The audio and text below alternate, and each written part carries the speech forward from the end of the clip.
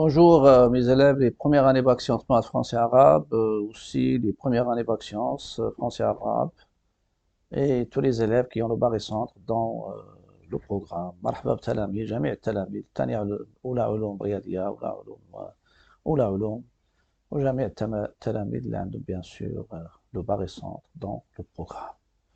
Dans cette vidéo, je vais donner la dernière partie du barycentre dans le plan, c'est le barycentre de 4 points. On a déjà parlé de la base et barycentre de 2 points affectés de 2 masses. J'ai pris alpha, A, alpha et B, bêta. Pour 3 points, j'ai pris A, alpha, B, bêta, C, lambda ou bien C, gamma. Mais pour 4 points, j'ai adopté les points, soit définition, propriété, soit les points AI, alpha I. AI, alpha I, ça veut dire quoi?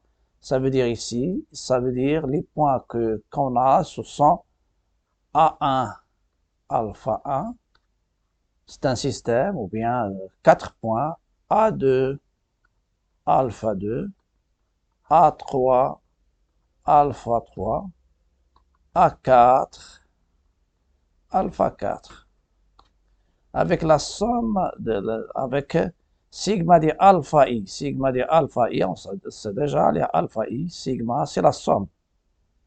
Somme, ça veut dire alpha 1 plus alpha 2 plus alpha 3 plus alpha 4 est différent de 0. Ça, c'est uniquement pour simplifier un peu les écritures. Et on peut avoir des questions de ce genre, c'est-à-dire, au lieu de parler de A alpha, B bêta, C gamma, C lambda et D gamma, avec la somme des coefficients différents de 0, on peut donner ça. Quand est-ce ce système qui est formé de 4 points, ou bien ces 4 points pondérés, quand est-ce qu'ils ont un barycentre? Lorsque la somme des coefficients est différente de 0, et on a la propriété, c'est-à-dire la définition, G barycentre des points AI alpha I avec I compris entre 1 et 4, équivalent au sigma de alpha I GAI. Ça veut dire alpha 1 GA1, vecteur, plus alpha 2 le vecteur GA2, plus alpha 3 le vecteur GA3, plus alpha 4 le vecteur GA4, elle est égale à 0. Et il y a les autres propriétés. Propriété, la propriété caractéristique. G barycentre des points AI, ça c'est I, AI, alpha I, avec I bien sûr varié entre 1 et 4, équivalent à la propriété caractéristique, quel que soit M appartenant au plan, sigma de alpha I, MAI. Ça veut dire alpha A, MA1, le vecteur, plus alpha 2, MA2, plus alpha 3, MA3, plus alpha 4, MA4. J'ai utilisé sigma parce que cette somme, elle contient 4 vecteurs. On peut la simplifier avec un seul vecteur dont le coefficient, c'est sigma de alpha I et mg. Le G, c'est le barycentre du système que j'ai déjà parlé de ces 4 points. Et il y a aussi l'invariance du barycentre. Le barycentre ne change pas si on remplace, si on multiplie les coefficients par le même réel non nul. Il y a une propriété très intéressante aussi, c'est, vous avez le barycentre de 4 points ne change pas si on remplace dans ce cas-là l'associativité. Ça, c'est la propriété de l'associativité. Les propriétés ne changent pas, c'est-à-dire les noms. Ça, c'est la propriété caractéristique, ça, les définitions. Et il y a les propriétés de construction. Mais en général, pour la construction, on peut, à partir de ce sigma, on peut écrire A1G en fonction de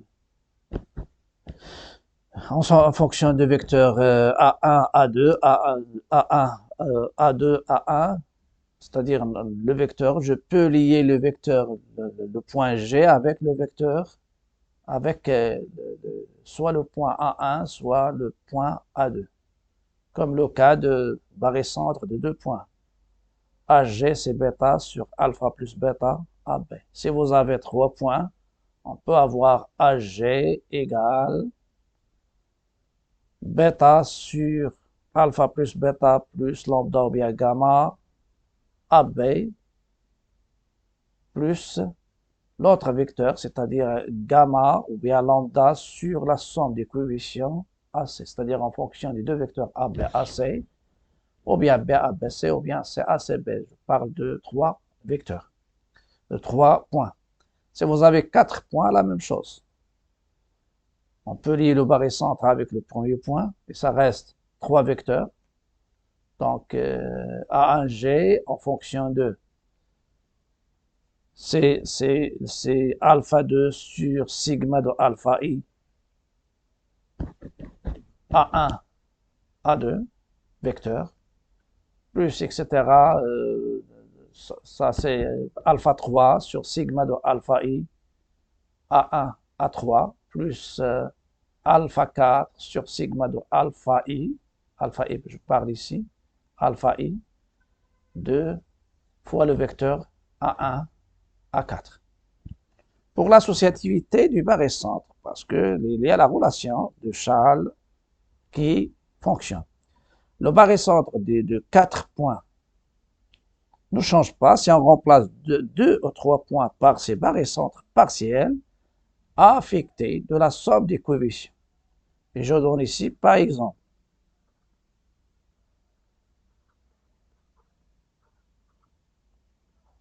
Si alpha 1 plus alpha 2 plus alpha 3 est différent de 0. Alors G, barycentre G, qui est le barycentre des 4 points, G, des barycentres de 4 points, ça sera le barycentre de H affecté de alpha 1 plus alpha 2 plus alpha 3. Et le point qui reste, c'est A4 de alpha affecté de alpha 4. Et qu'est-ce que ça représente H? C'est G, c'est le barycentre global du sigma de AI alpha I, c'est-à-dire AA alpha A, A2 alpha 2, A3 alpha 3, A4 alpha 4. Mais le H, c'est quoi? C'est le barycentre de A1 alpha 1, A2 alpha 2 et A3 alpha 3. Le H, c'est le barycentre partiel et le G, c'est le barycentre global. Donc, il y a plusieurs possibilités. Et on peut avoir, je prends le barycentre partiel, c'est-à-dire 2 à 2. C'est-à-dire, soit je remplace 3 points par leur barycentre, comme ce cas-là, ou bien je peux remplacer chaque 2 points par leur barycentre. Et j'ai utilisé ici, j'utilise un seul barycentre partiel, mais si je divise 2 à 2, 2 groupes de 2, il y a 2 barycentres partiels. Par exemple, HA, c'est le barycentre de A1, alpha A, A2, alpha 2. Et H2, c'est le barycentre de A3, H3. Et A4, A3, alpha 3. Et A4, alpha 4. Alors G, ce sera le barycentre de H1 affecté du coefficient alpha 1 plus alpha 2. Et H2 affecté de alpha 2 plus alpha 3. Il y a aussi l'invariance de barycentre, j'ai déjà indiqué ça. Donc, ça c'est, il y a les propriétés ne changent pas, mais la plus intéressante, c'est la propriété de l'associativité des barycentres, ou bien la propriété des barycentres globale et partielle. Je passe maintenant à l'exercice 4, soit ABCD, un parallélogramme. Et normalement, dans le cas de barycentre de 4 points, c'est les coefficients, c'est-à-dire c'est les masses sont égales, ou bien les coefficients sont égaux, alpha 1 égale alpha 2 égale alpha 3 égale alpha 4, alors le barycentre, il devient isobarycentre. Et si vous avez un parallélogramme, c'est pas le centre de gravité, mais ce sera le point d'intersection des diagonales. Soit ABCD un parallélogramme, G sur le barycentre de A1, B2, B2, C-2, D3. Construire le point G en net en utilisant l'associativité du barycentre. Petit B, déterminer l'ensemble des points M du plan tel que la norme du vecteur MA, ce sont toujours, vous êtes habitués, donc ce sont les vecteurs ici.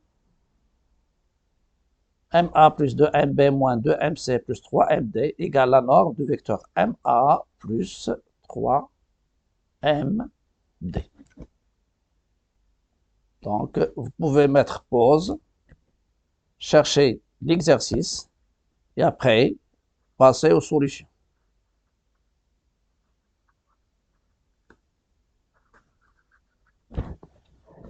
Donc, pour les solutions, je vais utiliser le théorème de barycentre partiel, des barycentres partiels. Petit a. Donc, j'ai pas le droit de prendre barycentre partiel de B2, C-2, parce que la somme des coefficients, c'est 0. Donc, je peux regrouper. Donc, je vais prendre ici, je vais faire un schéma A1, A2. Ce sont autant des coefficients. Et je vais vous montrer comment je vais utiliser le barycentre partiel, ou bien les barycentres partiels. C-2, et vous avez le D3. Je vais considérer le barycentre, je l'appelle H1, et je vais considérer le barycentre ici, H2. Ici, ça sera affecté de 3. Faut remarquer la somme des coefficients, c'est 3, différent de 0. Ici, c'est 1. Et le barycentre global, ça sera G. Et quelle est la masse de G? La masse de G, c'est la somme des masses. C'est 1 plus 2 plus moins sigma de alpha. Donc, ça sera 4. Donc, la première chose, on a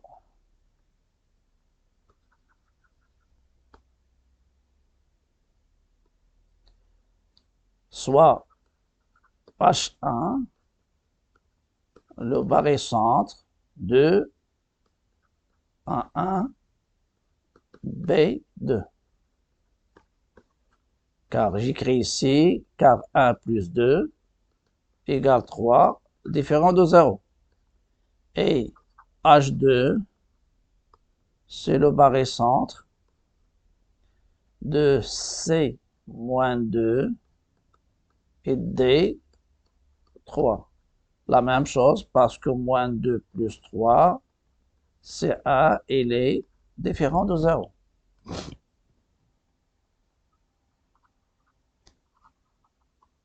Et comme G est le barycentre, c'est le barycentre global des points A1, A1, B2, C-2, D3. Alors, d'après l'associativité des barycentres,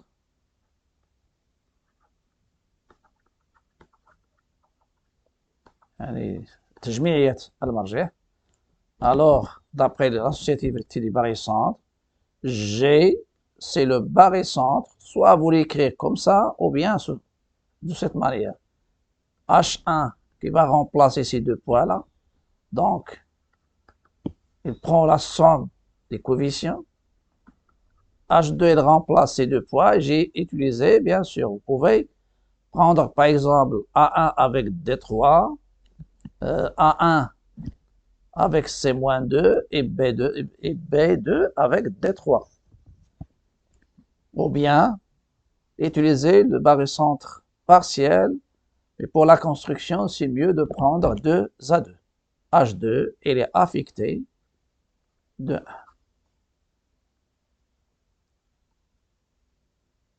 Donc, il y a ici H, ça c'est la première. Je vais prendre ici, ça c'est 1, ça c'est 2. Et il y a la dernière, c'est 3. Voilà. On a 1, 2,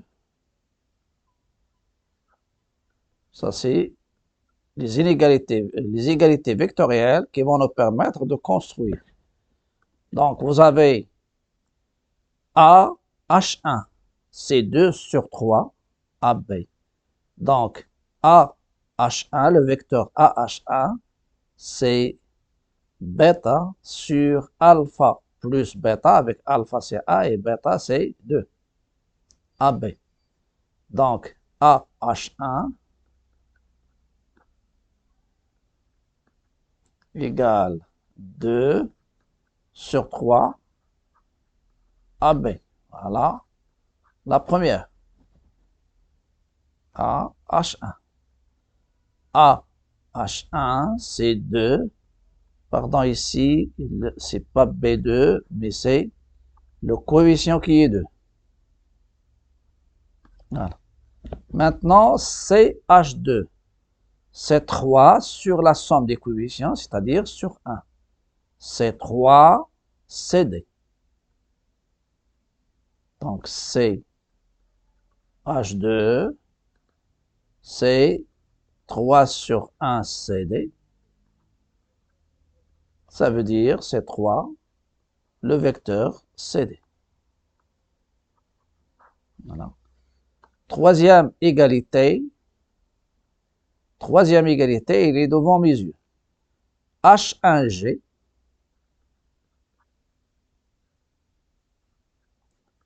H1G c'est quoi?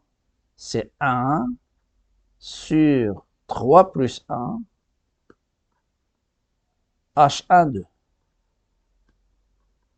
Je ne peux pas construire G sans construire HA et H2. Donc, c'est le 1 quart de H1, H2. Voilà. Donc, il y a 4 propriétés et je fais la construction maintenant. 4 propriétés qui vont nous permettre de construire. Et après, il faut faire attention, le CD, il y a 4.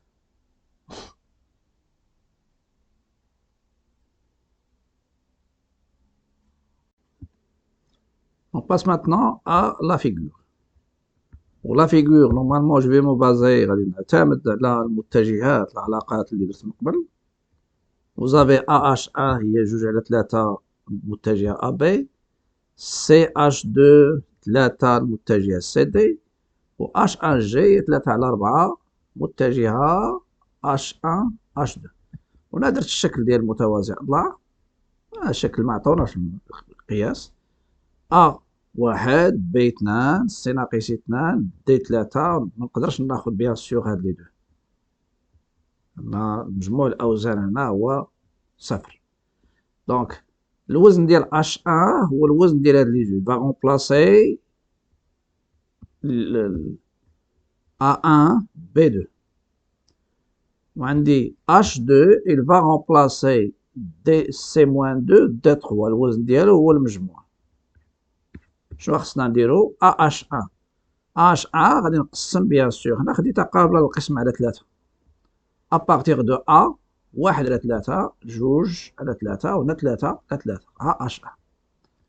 بالنسبة للسي دي هنا ديرو اتونسيون، ملي كنمشيو للمتجهة 3 السي دي ما غناخدش هادي كبيرة تخرج ليا من الورقة، Donc, خديتنا bien sûr 3 carreaux, ممكن تاخدوا 4, comme vous voulez. À partir, donc هنا CH2 l'origine ديالها هو C. إذا ها واحد CD, هنا 2 CD, هي هذه, وهنا 3 CD. Voilà. إذا le vecteur CH2 هو 3 CD. التجميعية كتعطيني سكون le barycentre. Donc, HA c'est barycentre partiel, H2 barycentre partiel جزئي. المرجح ديال النظمة كاملة غادي يولي هو مرجح هاد المرجحين، يعني لو باغيسونتر دي دو باغيسونتر بارسيال هو جي. عندنا H1 G هي 3 على 4 HA H2. ملي تكون تقسم على ان نومبر بير سي فاسيل، ممكن دير لا مواتي وتبدا تقسم. دونك هنا لا مواتي هي هاد لو بوان اي، ومن بعد نقسم على جوج. في لا فيغور راه كان عندي بيان سور هنا اكزاكت، درتو بلوجيسيال جيوجيبرا، غير هاد النقطة حيدتها.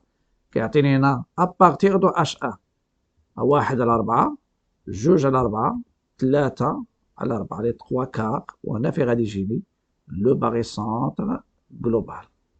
يعني هاد لو باغيسونتر جلوبال سي ان بوان انفاريون. هنا ممكن يعطونا بليزيور كيستيون، هنا ممكن يعطونا واحد لا كيستيون اللي بينو مونطري يعتبروا بيان سور 3 اوتر. يعني هنا نحاولوا نديروا التجميعيه، يعني الا استعملنا لو باغيسونتر ديال 3 بحال مثلا ديال ا بي و ا بي و دي عندهم باغيسونتر ديالهم، اي لو بوان كي ريست سا سورا خدينا ا بي و دي كيبقى سي. وغادي نلقاو هاد سي جي سي le vecteur normalement bien المستقيم سي جي il va passer par ce point là G. ممكن نلقاو plusieurs droites concurrentes اللي كيعطيوهم لينا نورمالمون كيكونوا سون دوت راه مرتبطين بالباريسونتر. سي propriété de l'associativité. هنا l'associativité 2A2 2A2. هنا ما يمكنش ندير ديال هاد الجوج هنا، ولكن ممكن ندير الباغيسونتر ديال B2 D3 وديال A1 C-2 نسميه باغ اكزومبل K. Le barycentre global, normalement, تسميه bien sûr K. إلا خديت ديال 3 ولا ديال 2A2 ناخد bien sûr هاد لي 2 سي K1، ناخد هادنا K2. Le barycentre G, ça sera le barycentre de Ka affecté de la somme des coefficients des points des deux points qui le remplacent. Et la même chose pour K2 et ainsi de suite. Là, la dernière. Je passe maintenant à la question 2. Déterminer l'ensemble du point M du plan, vérifiant la norme de MA plus 2, MB moins 2, MC plus 3, MD en vecteur égale la norme de MA plus 3, MD. Je vais utiliser la propriété caractéristique du barycentre. Vous avez G sur le barycentre de A1, B2, C moins 2, D3, équivalent au vecteur MA plus 2, MB moins 2, MC égale plus 3, MD égale la somme des coefficients, c'est 1 plus 2 plus moins 2 plus 3, ça donne 4 mg. Voilà, c'est ça le rôle du barycentre.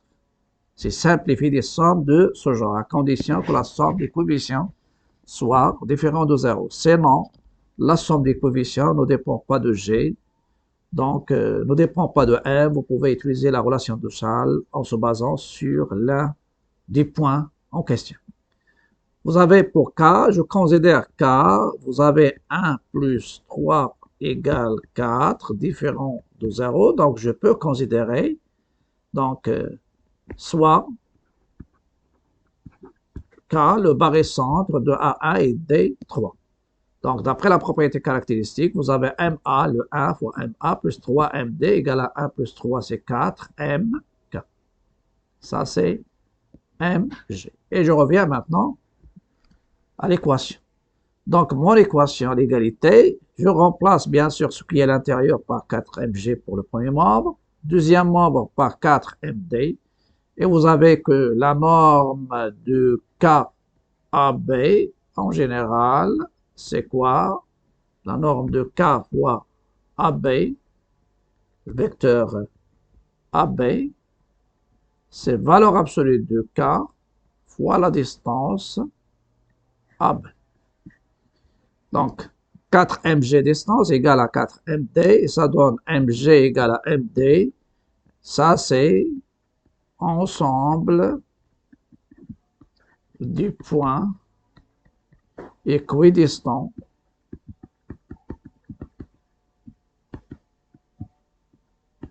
aux extrémités